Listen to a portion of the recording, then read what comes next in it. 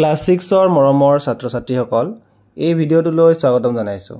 এই ভিডিঅ'টো তোমালোকৰ ফাৰ্ষ্ট ইউনিট টেষ্টৰ বাবে এখন প্ৰেক্টিস কুৱেশ্যন পেপাৰ ডিসকাস কৰিম। পেপাৰখন সলভ কৰিলে পৰীক্ষাত কেনেকুৱা ধৰণৰ প্ৰশ্ন আহে তাৰ আইডিয়া পাবা। ফাৰ্ষ্ট ইউনিট টেষ্টৰ বাবে আৰু এখন পেপাৰ তৈয়াৰ কৰা হৈছে, সেইখন অন্য এটা ভিডিঅ'ত মই আলোচনা কৰিম। গতিকে সোনকালে ভিডিঅ'টো লাইক আৰু চেনেলটো সাবস্ক্ৰাইব কৰি লোৱা যাতে আহিব লগা ভিডিঅ'বোৰ পাই থাকা। এতিয়া আহা পলম নকৰি ভিডিঅ'টো আৰম্ভ কৰো। Practice question paper 1 first unit test class 6 subject Hindi marks 50 time 2 আৱাৰ্স।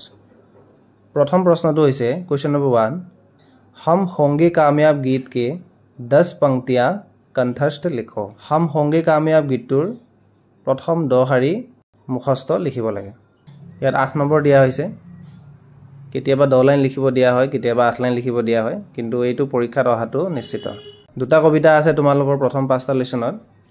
দুটা কবিতাৰ ভিতৰত যিকোনো এটা পৰীক্ষাত লিখিব আহে, গতিকে দুইটা কবিতাৰ 10 লাइन तुम्हारे मुखस्त कर लब लगे।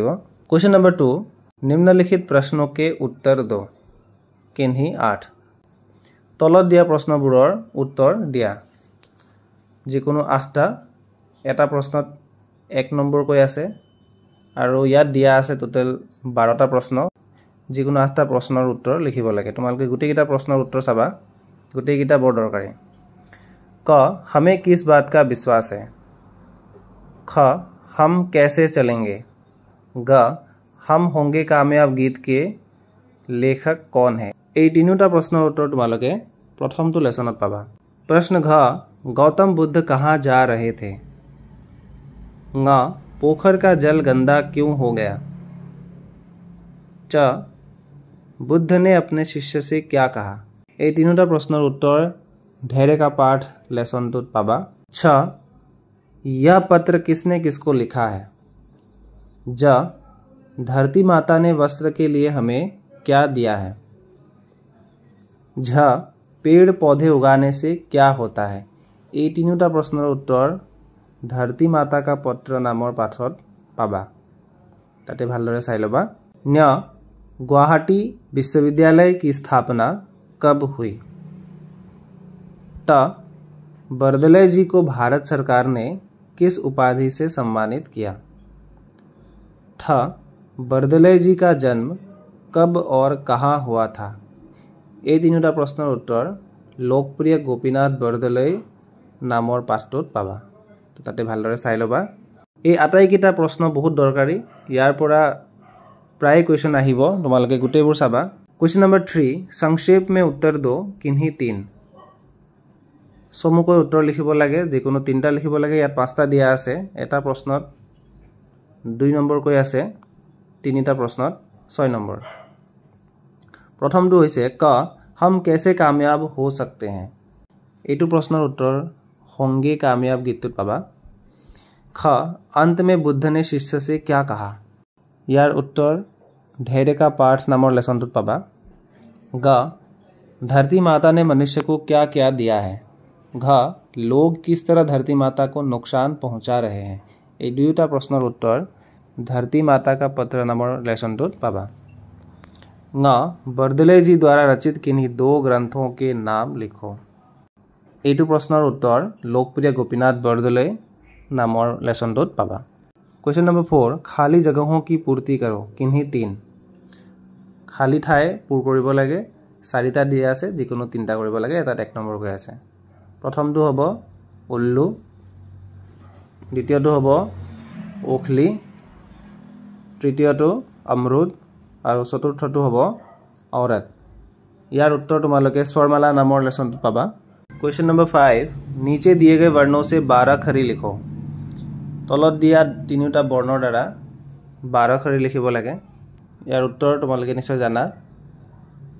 12 খৰি লিখোতে আমি কি কৰিব লাগিব, কৰ লগত স্বৰবৰ্ণৰ মাত্ৰাবোৰ বহাই যাব লাগিব, যেনে কা কি কি কু কু ক্ৰি কে কৈ কু কৌ কং ক, এই ধৰণে দ আৰু পৰ লগত 12 খৰি লিখিব লাগিব। क्वेश्चन नंबर 6 नीचे दिए गए संख्याओं को अक्षरों में लिखो। তলত দিয়া সংখ্যাবোৰ আখৰত লিখিব লাগে, শব্দত লিখিব লাগে।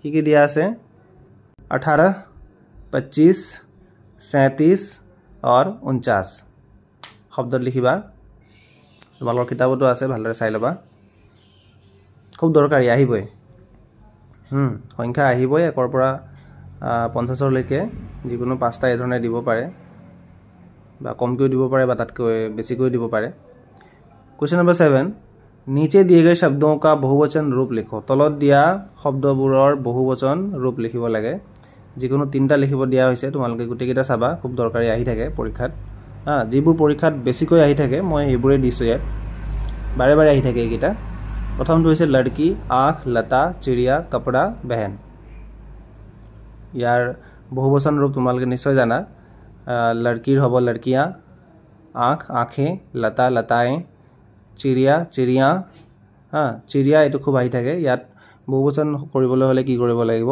ইয়ৰ ওপৰত চন্দ্ৰবিন্দু দিলে হৈ যাব कपड़ा कपड़े बहन बहने क्वेश्चन नंबर 8 नीचे दिए गए शब्दों के अर्थ लिखो किन्हीं 3 তলত দিয়া শব্দবোৰৰ অৰ্থ লিখিব লাগে তোমালোকৰ প্ৰথম 4-5টা লেসনৰ পৰাই লোৱা হৈছে कामयाब ऋषभ अनमोल संतुलन मरणोपरांत শব্দ অৰ্থ আহি থাকে প্ৰায় আহে তোমালোকে 5টা লেসনৰ গুটেইবোৰ শব্দ অৰ্থ ভালদৰে চাই লবা পৰীক্ষাত যিকোনো 5টা শব্দৰ অৰ্থ লিখিব আহিব পাৰে আহি থাকে প্ৰায় আহি থাকে তোমালোকে চাই লবা क्वेश्चन नंबर 9 हिंदी के वर्णमाला स्वर वर्ण और व्यंजन वर्ण को क्रम से लिखो हिंदी जी वर्णमाला स्वर वर्ण और व्यंजन वर्ण क्रमागतভাৱে লিখিব লাগে প্ৰথমতে তোমালোকে স্বৰ বৰ্ণ লিখিবা তাৰ পিছত ব্যঞ্জন বৰ্ণ স্বৰ বৰ্ণ 2 নম্বৰ আছে ব্যঞ্জন বৰ্ণত আছে 3 নম্বৰ ঠিক আছে হেখৰলৈকে লিখিবা গুটেইবোৰ क्वेश्चन नंबर 10 नीचे दिए गए शब्दों का विपरीत शब्द लिखो তলত দিয়া শব্দবোৰৰ বিপৰীত শব্দ লিখিব লাগে যিকোনো তিনটা লিখিব দিয়া হৈছে তোমালোকে গুটেইবোৰ চাবা